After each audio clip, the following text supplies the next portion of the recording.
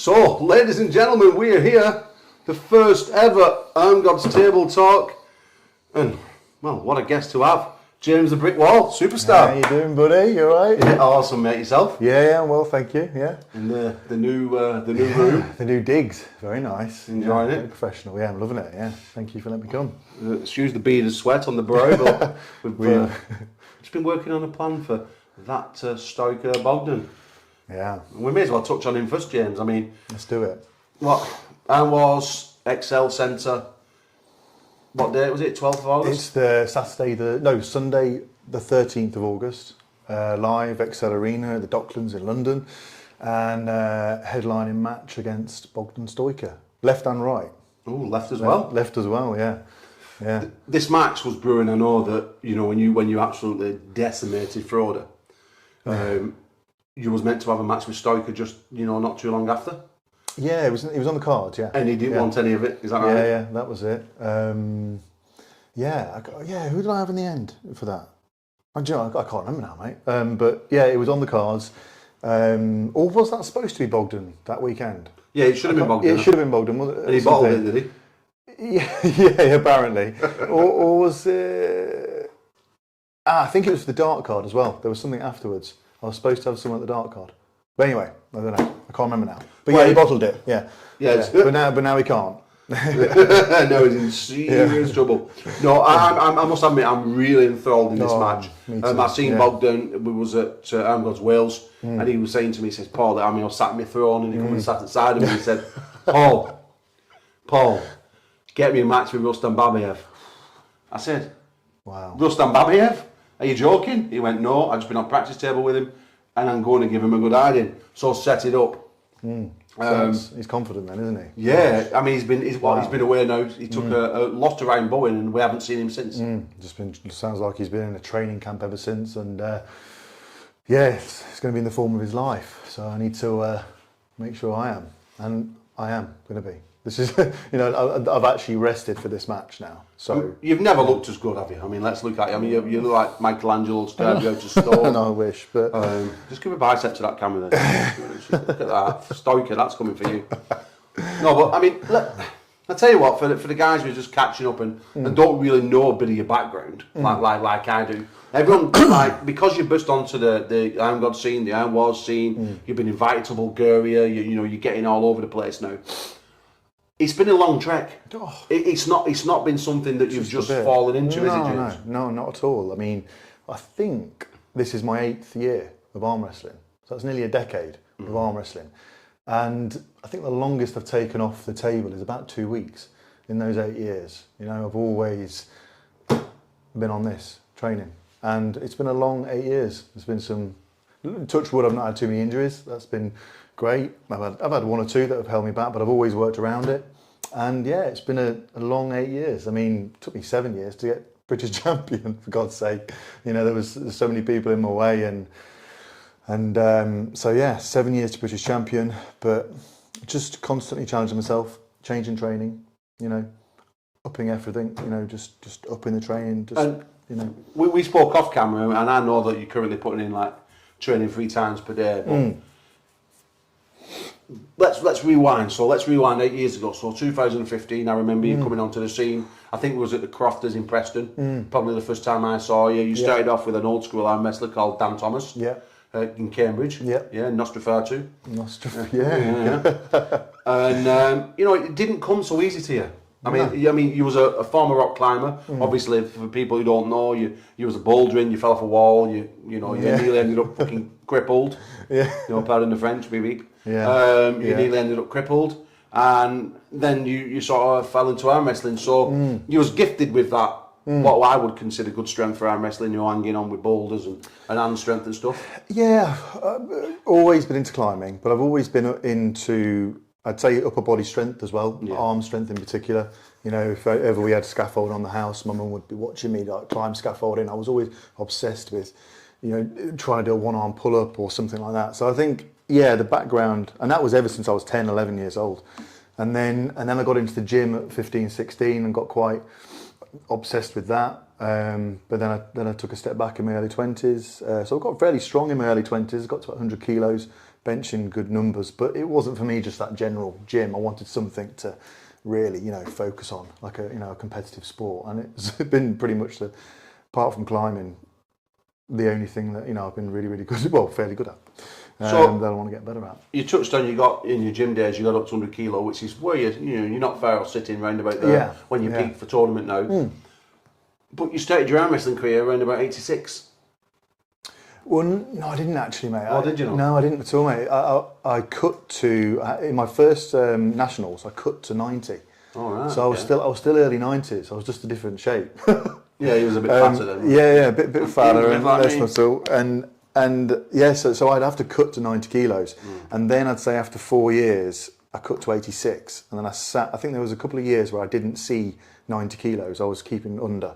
But I was watching my diet, I just felt with my frame that I felt a bit better being bigger, being a bit more muscular with everything. And, so when you were dieting to 86, was it killing you?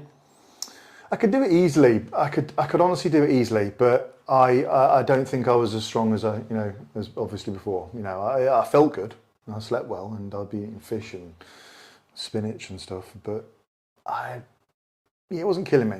I mean, I weighed in at 83 for Wands Lottie in 2018. And so is that the year when I saw you with Declan? Yeah. That's not the year Declan did commentary with me, that was the year before, wasn't it? That was the year before, then he went away with you, yeah. And I weighed in 83. I think I weighed in when I went for that Bognor Regis comp, the Tuts had a comp down there. I think I weighed in 84 for that. So I was always good at, I always made weight, but I always overdid it. And it's only in the last couple of years I can be a kilo, nearly 2 kilos above the weight limit the day before, because I can have a hot bath, I can lose a kilo, I can get it exact now. Yeah. I can get it literally to 100, to 100 grams or something. That's been the key as well, and that's been great as well. That's been another discipline over the years, something I've enjoyed. Like the weight cutting process. Yeah. And just the diet. I think, if anything, doing those weight cuts over the last few years, I enjoyed introducing new things into my diet and actually feeling better. Like actually realising that, God, if you put this into your body, you'll feel a lot better. So I still do that, but I just eat 10 times as much as that. Yeah, well, we're going to touch on that slightly, but we'll just carry on through the early part of the career. Because it's important for me to know that these guys, like yourself and David Bradford, you didn't just become the best. You had to graft, and Bradford wasn't the best. Yeah, he was gifted, obviously, like yourself, but you've had to put in the hard work. Yeah, I've always said, that I believe that it takes generally longer for hookers to become better than top rollers, because top rollers it's predominantly skill, strength of that skill, but it's more skillful. Well, I don't want to say more skillful, more technical than hooking. And I just think that I wish dare I say, if I started again, I'd have probably liked to have learned how to top roll earlier on, because I didn't learn until probably 2, maybe 3 years later how to top roll. I just spent a good year or two just having my wrist bent back, trying to pull through. It's probably why I'm so conditioned now, my elbows, because I just had so much battering on my inside. So I wish that I'd maybe trained the top roll earlier on. But so I've reversed it. I'm sort of doing that now, basically. But yeah, so it was a grafting. I mean, I had the speed, but I always had the speed. That's not changed. But early on, I'd have the speed, but it'd be over within a second, because I'd be giving everyone, I'd be gifting my hand to everyone with that speed. So it's only been the last few years that I've actually slowed it down in training, strengthened this up, and brought power with it. And eventually it's paying off. I mean, you've had some amazing rivalries. Like Dan Hanlon was someone that for a while you had the better right-handed but left-handed. He always had the better of you. He's always had that little bit, and that was something that you wanted to catch. You've now gone and surpassed, way past Dan. Dan's an amazing arm wrestler in his own right, obviously. Weight class below now, but you've done the catching game, haven't you? And who would you say has been the most difficult person to catch? I'd probably say, stylistically, probably David Bradford in this country, and that win in January was big for me.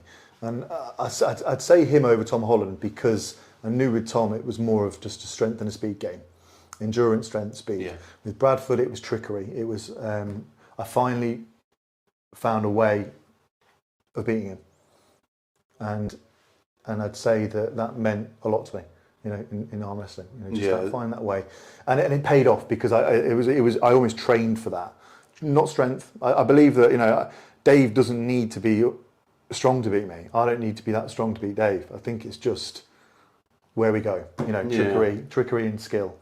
Yeah, and just on a side note, congratulations, Dave, for the birth of your congrats, baby. Yeah, I'll be seeing David next week. August of course, the 5th will be the big end of the competition. £1,200 prize money in there. From Martin's doing it from the Arm Wrestling gym, and nice. I'm making my way down there. I'm going to try and win a couple of quid, win my train money back. But, so I look forward to seeing the guys in Scotland. Let's just fast forward now. 2 years, yeah. Yeah, let's fast forward a few years. James Wall now, travelling the world, pulling all the big names. What's next? So I've been fortunate in the last year, I think, to put so much time into arm wrestling, and that's helped me develop as an arm wrestler. And look, I think everyone in life has, things going on and whatnot. So I know that I've got some big things coming up, like a moving house. It's a big renovation project. It's going to take a lot of time up. So I know that, I'm hoping I don't need to step back with anything at all. But I just want to carry on. I just want to keep pulling, mate. Again, people ask me about goals in arm wrestling, and it's honestly just to keep going. Just to keep going and just constantly progressing, and learning from the setbacks, learning from the losses. Because I've been humbled, a lot this year, as well as taking some good wins. But I think they're almost more important than the wins. Your experience in Bulgaria, how did you find it? Just again humbling, mate. Really, just. You pulled. Let's be honest. Let's not beat around the bush. Jordan. You pulled 4 of the best arm wrestlers in the world. Jordan Ternev, Playman Dimitrov. These guys are absolute animals. Playman, one of the best left-handers in the world, if not the best left-hander, WAF style. Yeah. He's I think he's my favourite arm wrestler because. Well, just because he's good looking, or? Yeah, and that. You want to keep him away from your missus, don't you? Yeah, Yeah, Playman, please don't come to ARMGODS. Stay away. Stay away from the women. Yeah. It's his grace. He's got like this. I sometimes unleash a lot of aggression at a table, but with Playman, it's just like he's gonna he's just really calm. He's just too calm, and he's great. And then he just unleashes this ridiculous power, and it's like a polar opposite of my style. So I appreciate that they can just destroy you just with something. It's him down here with Playman though. He's got some strange odd muscles going on in his. I was speaking with him and he was saying that he lives on pull-ups, lives on pull-ups and lives on arm wrestling, and I think that's been the key. I did a lot of stuff when I did my arm. I started following a bit of a thing that Crassy put together for me. Doing all the pull-through style, all the pull-through stuff, and I'm seeing big gains from that straight after I got my injury with Carl Hutchinson, and even more so now. I feel like everything's coming together now. I think it took longer for my arm to heal than I wanted to admit. But now it feels like coming together. No, you felt it, so you sort of know, that it's coming together, and a few lads in training. But I think that's a really good system, and that's like doing that Bulgarian system. So, they sort of with Kazakhs and they sort of like a little bit of light ease in front. Because a lot of people put them and say, it's all steroids, it's all gear. But I look at them and obviously there's one or two out there, James. But I think Kazakhs are not doing anything more special in training. You see them in the videos up there in the Kazakh mountains, and the kids are training from 3 and 4 years old. Well, they're like Jedis, aren't they? Exactly, and it's not just a physical thing then, is it? It's the mental thing. You've been training for 20 years, and then you're only 25. Then mentally you're going to be so much stronger. And I think that's another reason why maybe we're quite behind, the Brits are quite behind with it all, because we started a little bit later on in life, and we've not all got sporting backgrounds, so it's new to us. It's nerve-wracking, isn't it, going up there on stage and you hear your name, and sometimes you can crumble. You can get a really good arm wrestler who's ridiculously strong and got all the skills, but they might just crumble at the table when they hear their name and facing somebody. And, I see this though, like, you know, you touched on a good spot, and I feel as though in the UK and Ireland, we're backwards. We're like 20 years behind times. I know we all have a laugh and a joke about when all Eastern Europeans come to England and we say, them trainers, we wore them 20 years ago. You know, but I feel like that, well, we're that with the arm wrestling world. Now, you know, people have touched on, like, you know, memberships. I mean, we have memberships for ARMGODS, and let me just say thank you so much for all you guys supporting us. It's unreal, and when we were giving back, I mean, people are going off to Canada, James. We can get onto that later, and we know you're facing, we know your opponent, which we're going to release shortly. But I feel as though, like, a lot of people, they want to hide away, keep it in a box, and not put it out there to the wider audience. We got 90% positive feedback for the ticketed events that we've done in Ireland and in Wales. You know, if people said, Paul, why are you charging people for watching arm wrestling? Well, you wouldn't go to a football match or a darts match or a cricket match or a rugby match and not pay to watch. Now, if we put those sports on a pedestal and not our own, then how are we ever going to progress it to the audience? Because if we won't buy a ticket and support our own people to come and watch you or DAF or whoever else, if we don't buy that ticket and support that organisation, how are we going to grow the sport? How are we going to get it to the wider audience? Because I'll tell you, it ain't going to happen by putting a few YouTube videos on. It's not happening. I mean, this YouTube video might find, you know, like 5 people, but it's going to find mainly arm wrestlers, what we're already in the sport. Now, we have to grow it, but we've got to support it to grow it. We can't keep it hidden away. We've got to open it to the wider world, and part of that is getting in a paying audience, interacting, doing the live stuff. And I think that is a massive must. You know, like, people always think you're earning £1 million. Well, we're not. You know, and I'm sure this goes for majority of people putting on these shows. But you need to earn a few quid, because how else are we sending 14 people to Canada? You know, where's that money come from? Because we're getting sponsors in there, you know, to help us. You know, because we certainly don't make that money from memberships to do that. You know what I mean? And you know, we can't keep it squirreled away. We've got to. No. We've got to open it up, and I think that by doing these live shows, it's the way forward. I believe in the Win Wales, 5 new guys have come on board. You know, gone to training clubs because of it. You know, they wanting to know when the next competition is. People in Ireland are already asking when we're going back, which we're going back in for Paddy's weekend in March next year, which is going to be a massive event. You know, so when we're hitting these places, people are wanting us to come back straight away. We're almost like a travelling circus. But I believe that's what we have to be. We have to be a travelling circus for now, to show it to the masses, to get these people in. And these are just a few ideas. I mean, and it seriously is growing though, isn't it, in this country? There's more and more arm wrestlers just appearing all the time now. It's quite amazing. Yeah. I mean, it'd be nice to get them all in the competition room at once. I know this weekend they had massive success at Sussex. You know, a lot of guys there. But I would like to see a bit of solidarity between everyone. And I know it's difficult, you know, petrol prices and stuff, and the credit crunch, as people keep going on about. But I think the solidarity of filling these events, you know, we look at, like, I mean, 98%, which we're quite tight with in America. Speaking with Tim Tamalich in Arizona, who just did that Arizona competition. And obviously the guys in Canada, they're getting 300 entries per competition. Now, yes, we're not quite there yet in theory, but we have actually got the numbers to produce tournaments like that. You know. Oh, definitely. And I think it's about changing. We don't have the refs, no. Especially after your match, James. You know, we probably lost mine. We've probably lost 2 more refs. Yeah, that's that. So I'm sorry, Kath. I'm sorry, Dan Earthquake. But this man's gone. You're just looking at camera. Just apologise. You. For what? Oh, I'm sorry. Oh, guys, I tell you. It was almost the demise of ARMGODS. No, but you know, I think that, you know, we all got in that big room. And we all got together. I mean, it just explode.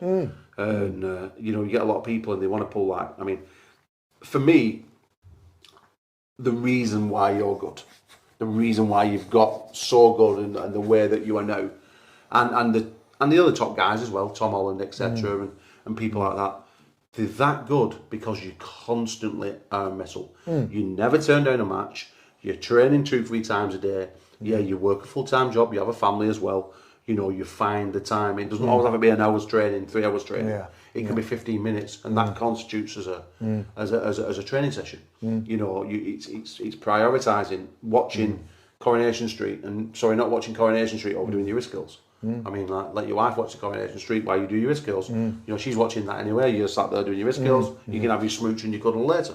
You know, there's things like that. I feel like that they're getting people's weights. You know, people's all say like, "Oh, you're a family." Well, I have 4 kids. I get up at 5 o'clock in the morning, or sometimes earlier. I meet Barry Knowles here in this gym. Yeah. We train. We go to work. We train again later on in the afternoon or at night time. You find a way to do it. Like, we get out of bed before the kids get up, before the wife gets up, and we're back in bed before everyone wakes up. And that's something you've got to do, and that's on you as a person. You've got to find that. You've got to have it in here to want to do that, haven't you? Of course. But back to the original point, you never stop arm wrestling. You never turn down a match, win or lose, and you live for the sport. And that, for me, is why you are now sitting at the top. David Bradford never turns down a super match. No. He's one of the best. Tom Holland very rarely turns down a match. He's took a few injuries of late. You know, I mean, he's been in a long time. I know that myself. You know, Ming Dowders never turns down a super match. Where is he? Number 1. You know, the Elliot Eccles coming through. You know, he's pulling all the time. And this is what happens. You know, so all of you took your first year of losses, but you constantly pull over a period of time. You get there. You get people like saying, "Oh, I'll pull in 6 months. I'll pull in 5 months." Let me tell you something. You cannot hide away for 5 months and come back being a monster, because that 5 months that you don't go to a competition and you don't have that referee squaring you up, squaring your wrists, making sure that thumb knuckle's visible, making sure everything's perfect. All that is experience. All that is a learning process. You know, like, if I'm seeing you every 5 months at a competition, I think I'm training for James Wall, I need more back pressure. So I go back and my top roll fails, my back pressure fails. I think, okay, I need more side pressure. So I go away for another 5 months till I can face you again. And side pressure doesn't work. So then in my head, I do, okay, well, what I'll do then, I'll try a press. So I train a press for 5 months, come back, and that doesn't work. I've wasted 15 months of a career. I've come out 3 times in a year. Do you know what I mean? But it's not. I mean, because I've heard lots of people say earlier in the year that they're now just training for the British pros. Now, it's madness though, James, do you not think? It is. My head says that because I want to be the best. And I know what I've got to do to be the best. But to them, who might not want to be the best, or they might just want to be competitive, or they just enjoy the sport, they're just in it for this, the social thing. It's a great thing to do. Again, for your mental health, your physical health, and everything. Maybe some guys see it as that. I don't know. But if you want to be the best, then every 5 months it's not going to work, is it? No. No, it's not going to work.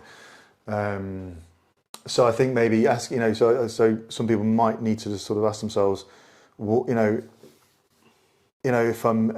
they're looking to be the best, then they've got to do these things, and they've got to train more. They've got to put it first, and sacrifice, isn't it? Really. so many circumstances of why I think not just because I arm wrestle, but it's again I get a lot of support to do it, from Alexandra and everyone, and I'm pushed to do it as well, because there are times, honestly, sometimes when I've taken a loss, I'll get home and I'll just be like, I'll be so down. I really, honestly, for a good day, I'll be literally hiding around, go and walk the dog, and I'll just be like, and sometimes I've actually said, not the BLM match, I don't know when because it wasn't that, but maybe 1 or 2 this year. I'd just be like, what am I fucking doing this for? Honestly. But then it doesn't last long. I'll snap out of it. And then within literally a few hours, next day, I'm on it, back again. Yeah. So it's that mental strength, finding that hope, finding that, belief that you can come back and be better. Because it gets you down, Christ almighty. Ooh. Sometimes you're like, oh God. Yeah, I remember. The drive home, mate, after matches is the worst. Because Alexandra, she drove home in the middle of the night with her mate, but I stayed, didn't I? I went to that lovely hotel, and where I was getting bitten all over, midges and stuff in the night. And that drive home the next day was just like, oh, what am I doing? fucking 4.5 hour drive back on that lot. You know, but you got to move on and just crack on. Want to be better, want to be the best. Just got to. I was training that night. Straight in. And that's why you're the best.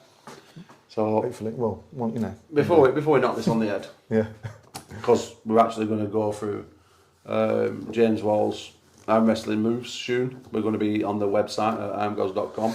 You're going to have a James Wall section. We're ready for when the app appears. So we're going to be doing that very, very shortly. Look into that camera. In fact, look into that one over there, James. Who's this? And that's Stoiker Bogdan. Oh. Or Bogdan Stoiker, whatever it's called. Yeah, what are you called these days? Yeah. He's just changed his name, hasn't he? Yeah. It's called, is it? Bogdan Scott. I don't know. I'm an Bogdan impartial host. Yeah. So look into that camera, James, and look into that camera right now, and you tell Stoiker Bogdan what's coming August the 13th. Bogdan Scar or Stoiker, whatever your name is. Get some sleep, because in 3 weeks' time, I will be the strongest I've ever been, and I'll be putting you to the pad. So get some good night's sleep, boy. Trust me, I'm coming for you. And ladies and gentlemen, you heard this here. So yeah, this is the end of the podcast with James. It's going to be one of many, so we could have touched on a million things and stayed here for 6 hours. But you're going to have to wait for another episode with me and the brick wall. So James, thank you very much. Thank you, mate. And we'll see you all soon. Cheers.